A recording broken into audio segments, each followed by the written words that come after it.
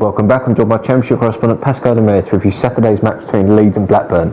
Pascal stopped the home side, been much improved of late, but could not beat basement side Blackpool last time out. Yeah, you expect them to go there and win. Blackpool, they've got nothing to play for. They are all but relegated, but they couldn't go and win, which is so disappointing. I mean, the pitch at Bloomfield Road doesn't help. You know, there's not going to be any team that goes there really and picks up a big win. I remember Bournemouth did it. They won 5-0 there, but Bournemouth have got the best attack in the league. So apart from that, you look at Leeds, they would have gone there and just fancied 1 or 2-0 win, but if they couldn't do it, concede the goal, and then they get back in it, a nice, decent goal from Antonucci to make it 1-1, but they couldn't go on and get the win. Not that it doesn't matter that much. They're one of the sides in mid-table. There's not much to play for them. They've done better of late under Neil Redfern.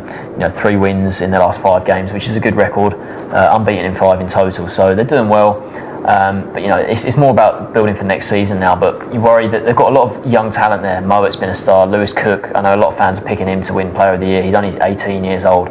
But I think he potentially could be out for the rest of the season. That would be a blow for them because he really was coming on for them. But he was on under-19 international duty with England, came back from that. He's got a little ankle problem. They're having it assessed at the moment. We're not sure how serious the injury is. But if he's out, that would be a blow because he's just building his reputation. But the thing is for Leeds, what they've got to try and do is keep these players over the off-season. I've seen Aston Villa, Tim Sherwood is reportedly sort of interested in a lot of young English talent, and Leeds certainly have some of the best young English talent in the Championship. So they'll certainly want to keep him this summer. That's one of the things that Redfern will be focusing on now, because in terms of the league position, there's not too much they can focus on. They're sitting there in 13th, fairly safe, but that run they had towards the sort of start to mid sort of area of the season wasn't great, so it sort of left them with no chance of reaching the playoffs, and they're sitting fairly safe. We're on to Blackburn. I mean, the story has been another inconsistent season for them.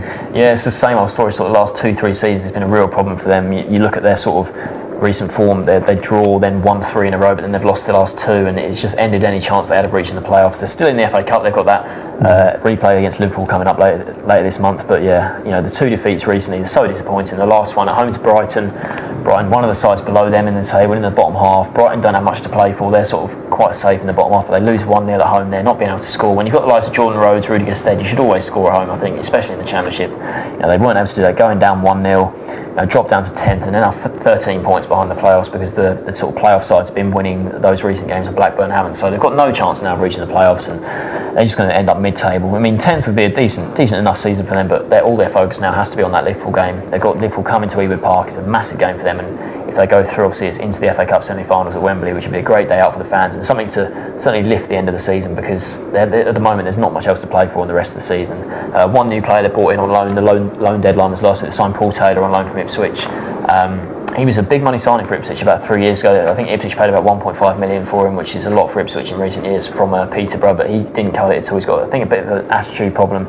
Nick McCarthy, I don't think he hasn't played him all season. He sort of said to the player, look, you're not playing in my team. I think they've sort of fallen out over different issues, and he'll be hoping for a new lease of life at Blackburn, and he certainly is quite a talented player, but he needs to work on his attitude.